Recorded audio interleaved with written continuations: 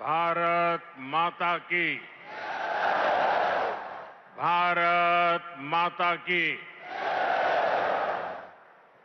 हरियाणा के राज्यपाल श्री असीम घोष जी, यहां के लोकप्रिय और ऊर्जावान मुख्यमंत्री नायब सिंह सैनी जी, केंद्रीय मंत्रिमंडल में मेरे सहयोगी अश्विनी वैष्णव जी, उपस्थित अन्य जनप्रतिनिधिगण और इस समय टेक्नोलॉजी के माध्यम से भी हरियाणा के अनेक स्थान पर उपस्थित सभी मेरे प्यारे हरियाणा के भाइयों और बहनों, ये कुछ फोटो वोटो लाए हैं, ले लो भाई, वरना पीछे किसी को दिखाई नहीं देगा। जरा एसपी जी के लोग कलेक्ट कर ले इसको। धन्यवाद भाई, आप बढ़िया चित्र बना करके लाए हो, धन्यवाद आपका। उधर एक छोटी बच्ची भी कुछ लेकर के आई है, जरा कलेक्ट कर लीजिए। इधर भी दो सज्जन दिख रहे हैं।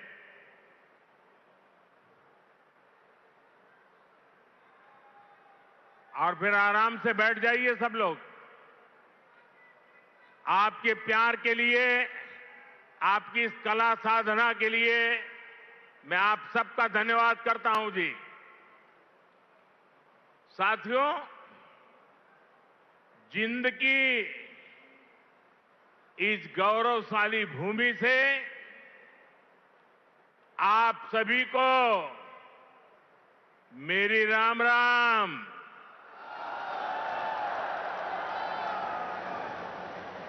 आज इस पवित्र धरती पर आकर मन गदगद हो गया है। यह कोई साधारण धरती नहीं से, यह धरती इतिहास, वीरता, धर्म और गौरव की धरती से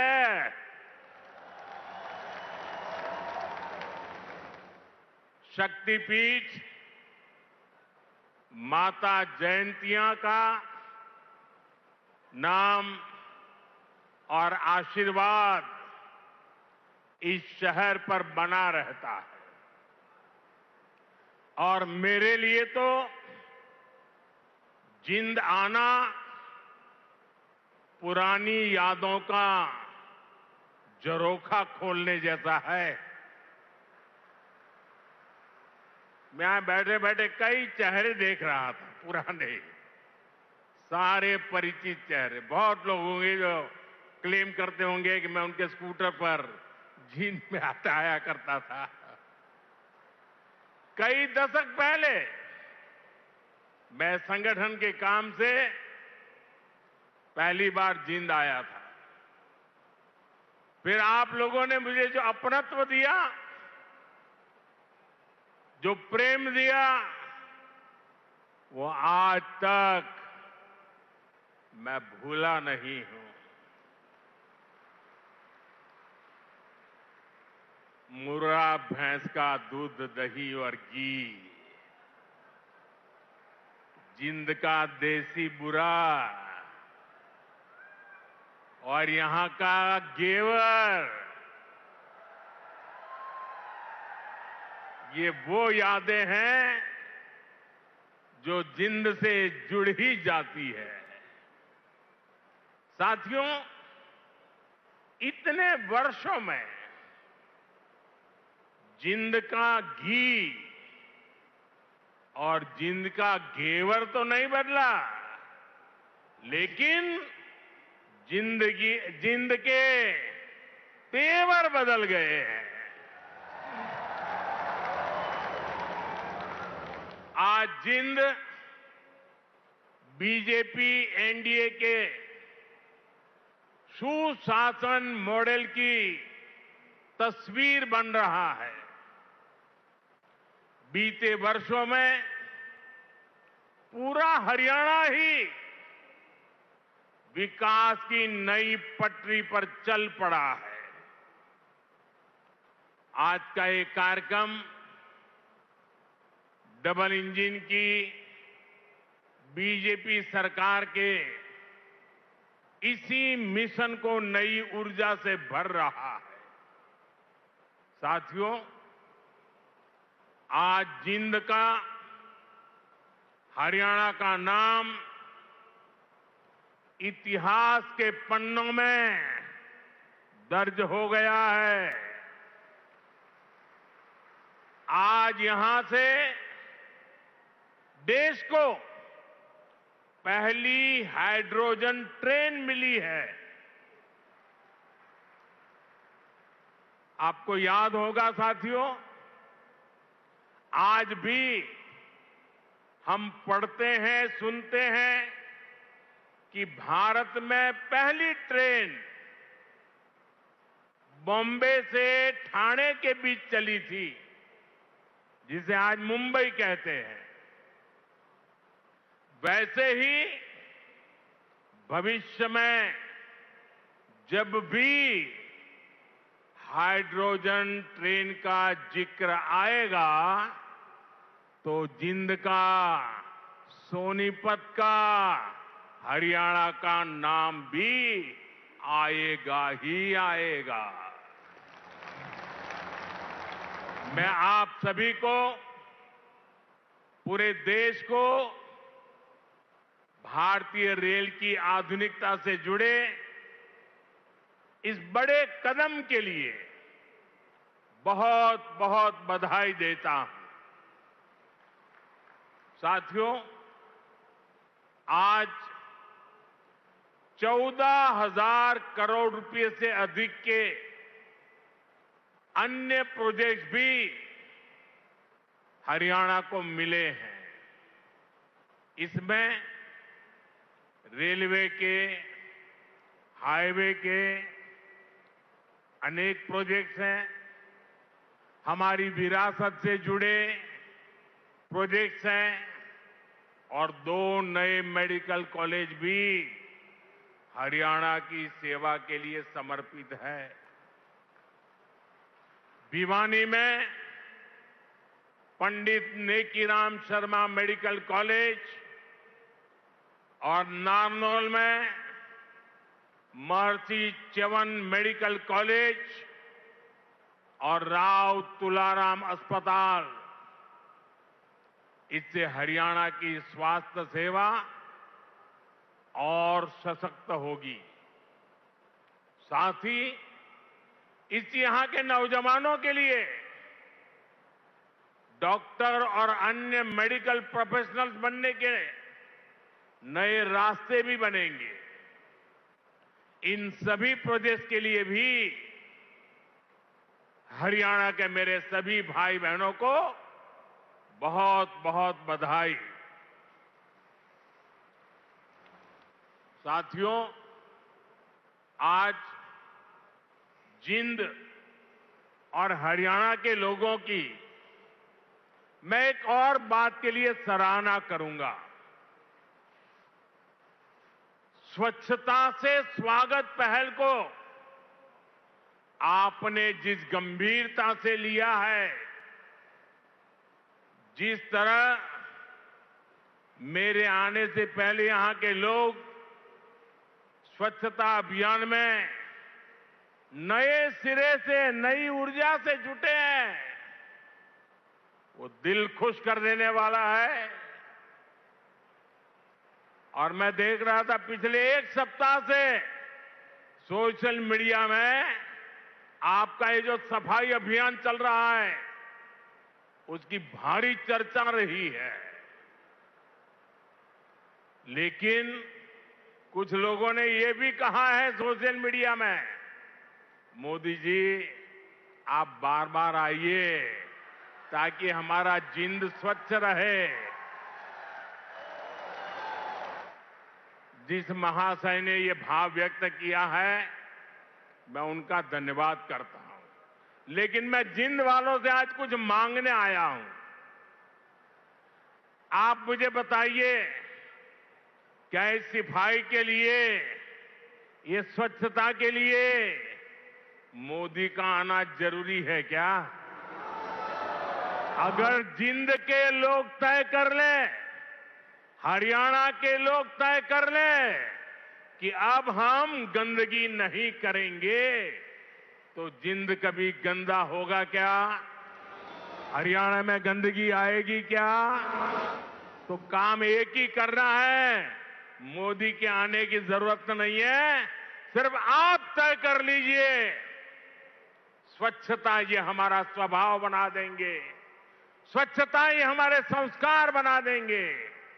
हम स्वच्छता को इसी तरह अपनी हर दिन की जिंदगी का हिस्सा बनाएंगे। साथियों, अगर हम रेलवे के इतिहास पर नजर डालें तो पाते हैं कि 19वीं सदी के रेलवे की पहचान स्टीम इंजन से बने थे। 20वीं सदी की पहचान डीजल और बिजली से चलने वाली रेल बनी, और अब 21वीं सदी की रेल हाइड्रोजन से चलने वाली है। आज भारतीय रेल ने भी 21वीं सदी की इस टेक्नोलॉजी में एक बड़ा स्टेप लिया है। आज जिंद से सोनीपत के बीच हाइड्रोजन ट्रेन चली है। अभी ये सफर 90 किलोमीटर का है, लेकिन भविष्य में इसका विस्तार होने की बहुत संभावनाएं हैं। हम इस पर रिसर्च करते रहेंगे, लागत कम कैसे हो इसका तरीका ढूंढते रहेंगे, एफिशिएंसी कैसे बढ़े इस पर काम करते रहेंगे, और बड़ी जांच पड़ताल करते करते एक के बाद एक कदम उठाते जाएंगे। दुनिया में हाइड्रोजन ट्रेन अभी अभी आई है, करीब 7-8 साल पहले ही अस्तित्व में आई है। अभी दुनिया के 3 या 4 देश ही हैं जिनके पास हाइड्रोजन ट्रेन चलाने का सामर्थ्य है, और जिन देशों में अभी ऐसी हाइड्रोजन ट्रेन भी चल भी रही है, वहां बहुत शुरुआती दौर में है। लेकिन भारत की जो ये हाइड्रोजन ट्रेन है, उसके सामर्थ्य के बारे में सुनकर आपको भी गर्व होगा, एक एक हिंदुस्तानी को गर्व होगा। साथियों, जिंद से सोनीपत को चलने वाली हाइड्रोजन ट्रेन दुनिया की सबसे ताकतवर हाइड्रोजन ट्रेन है।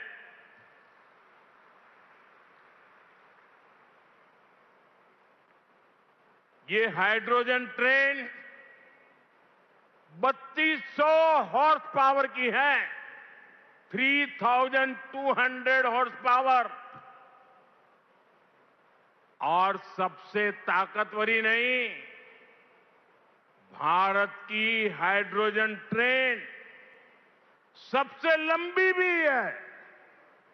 दुनिया में जहां हाइड्रोजन ट्रेन चल रही है, वो 3 या 4 कोच वाली है, और भारत ने पहली बार में सीधे 10 कोच वाली हाइड्रोजन ट्रेन चलाकर दुनिया में अपना झंडा गाड़ दिया है। साथियों, मैं आपको गर्व की एक और बात बताना चाहता हूं। भारत की यह हाइड्रोजन ट्रेन धुआं रहित तो है ही, ये मेक इन इंडिया का भी एक बहुत सफल उदाहरण है। इस हाइड्रोजन ट्रेन को भारत के ही इंजीनियर्स ने डिजाइन किया है, भारत की ही कंपनी ने इसको बनाया है। साथियों, यह हाइड्रोजन ट्रेन बाकी ट्रेनों से बिल्कुल अलग है। इसके लिए पूरा सिस्टम अलग चाहिए, पूरा इंफ्रास्ट्रक्चर अलग चाहिए। यहां जिंद में भी इसके लिए तमाम सारी व्यवस्थाएं बनाई गई है और साथियों, आने वाले समय में यहां हाइड्रोजन ट्रेन से जुड़ा और भी इंफ्रास्ट्रक्चर बनेगा। नई नई फैक्ट्रियां लगेगी जो हाइड्रोजन ट्रेन नेटवर्क की जरूरतों को पूरा करेगी। यानी इस ट्रेन से हरियाणा के नौजवानों के लिए रोजगार के अनेक नए अवसर बनने तय है। साथियों, पिछले 12 वर्षों में भारतीय रेल में जो ये बड़े बदलाव हुए, इससे भारत को एक और फायदा हुआ है। आप देख रहे हैं कि पिछले कई महीनों से पश्चिम एशिया में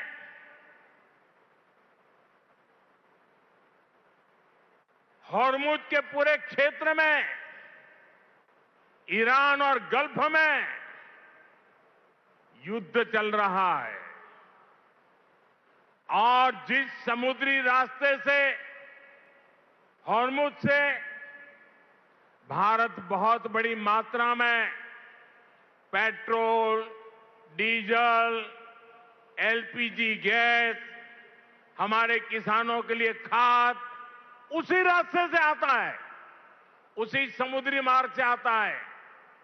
लेकिन पिछले 3-4 महीनों से ये रास्ता निरंतर युद्ध का मैदान बन चुका है, संकटों से घिरा हुआ है। साथियों, अगर 2014 से पहले अगर ये स्थिति आती तो आज हिंदुस्तान का रेलवे का काम पूरा का पूरा ठप पड़ा गया होता,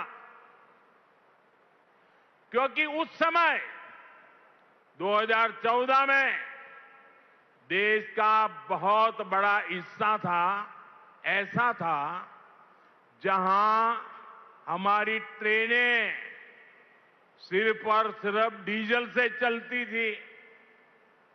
अब आप सोचिए, अगर डीजल आना बंद हो गया होता और डीजल से चलने वाली ट्रेनें कैसे चलती, देश कितने बड़े संकट में आ जाता। लेकिन साथियों, 2014 की स्थिति नहीं है ये मोदी है।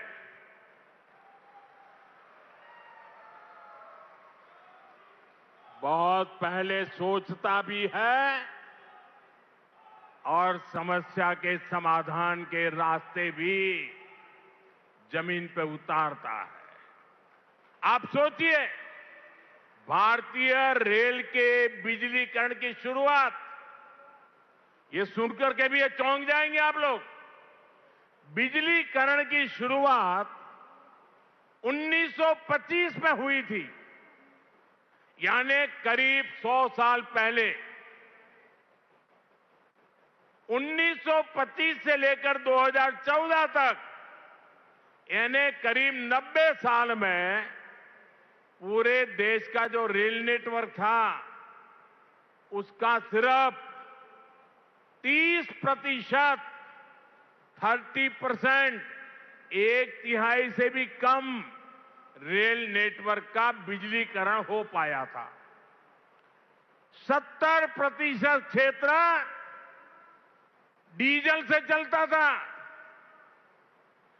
और जिस गति से 90 साल में 30% काम हुआ तो 100% होते होते 300 साल लग जाते, 200 और लगते। भारतीय बिजलीकरण रेलवे का शायद नहीं हो पाता, डीजल से ही रेल चलती। लेकिन बीते 12 वर्षों में भारत के करीब 99% रेल नेटवर्क का बिजलीकरण हो चुका है। हरियाणा में रेल नेटवर्क का 100% बिजलीकरण हो गया है।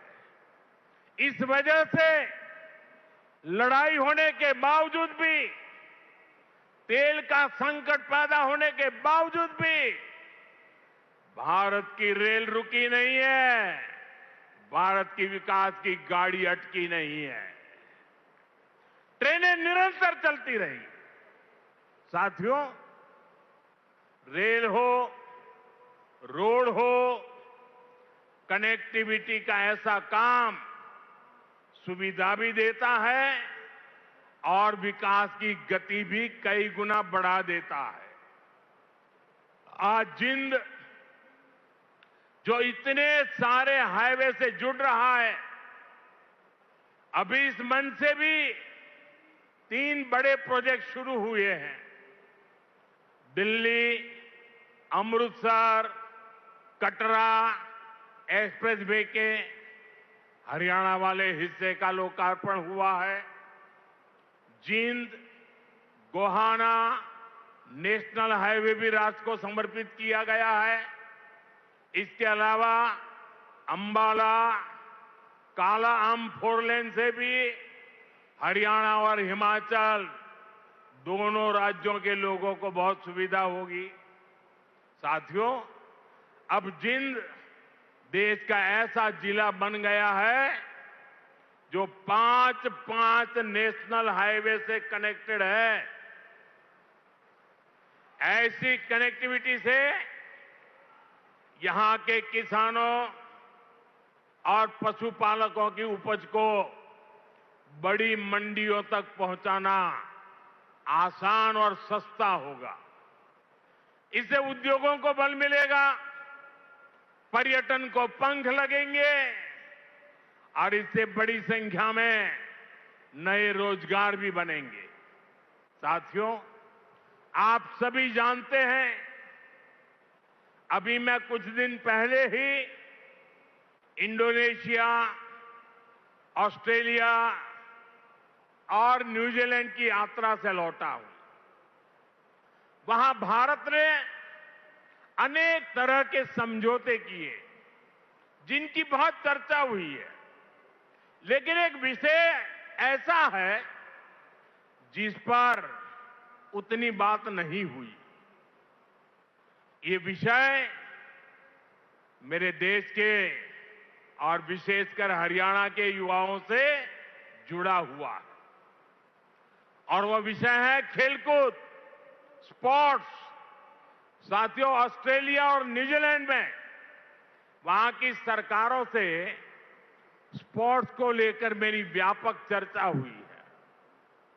इन दोनों देशों के साथ मिलकर आने वाले समय में हम स्पोर्ट्स इंडस्ट्री, खिलाड़ियों की ट्रेनिंग, ऐसे अनेक मामलों में बहुत सारा काम साथ मिलकर करने वाले हैं। इससे हरियाणा के युवाओं को भी बहुत लाभ होगा। साथियों, आज भारत में स्पोर्ट्स को फिटनेस और रोजगार का बड़ा माध्यम बनाया जा रहा है। हमारी सरकार ने नई नेशनल स्पोर्ट्स पॉलिसी, खेलो भारत नीति भी बनाई है। खेलो इंडिया अभियान से लेकर टॉप स्कीम तक आज खिलाड़ियों को अभूतपूर्व सुविधाएं मिल रही हैं। उन्हें हजारों रुपयों की आर्थिक मदद दी जा रही है। यहां हरियाणा में भी भाजपा सरकार खेल और खिलाड़ियों को बहुत प्रोत्साहन दे रही है।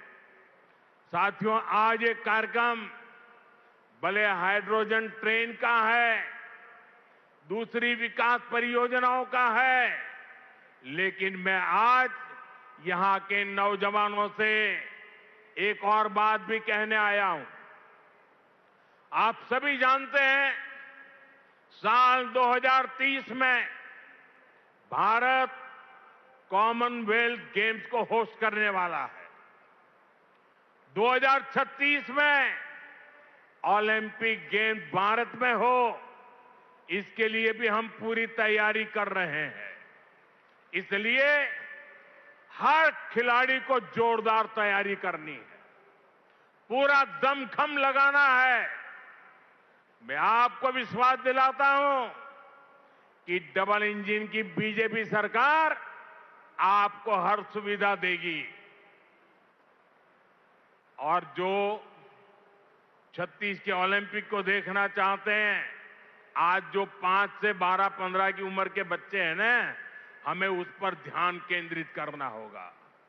और एक बात और भी बता दूं, आने वाले समय में अहमदाबाद में world police and fire games भी होने वाली है।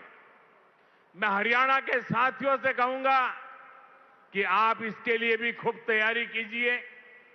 मुझे पक्का विश्वास है, हरियाणा के बेटे बेटियां हमेशा की तरह इनमें भी अपना परचम लहराएंगे। साथियों, हरियाणा की डबल इंजन सरकार सबका साथ सबका विकास के मंत्र पर चल रही है। नायब सिंह जी के नेतृत्व में हरियाणा सरकार यहां के नौजवान हो, किसान हो, बहनें बेटियां हो, सबके लिए बेहतरीन काम कर रही है। बिना खर्ची पर्ची के नौकरी देने का जो रास्ता हरियाणा सरकार ने दिखाया है, वो इतना आसान नहीं था, लेकिन ये भाजपा सरकार ने करके दिखाया है। साथियों, यहां के किसानों का हित भी हमारी प्राथमिकता में है।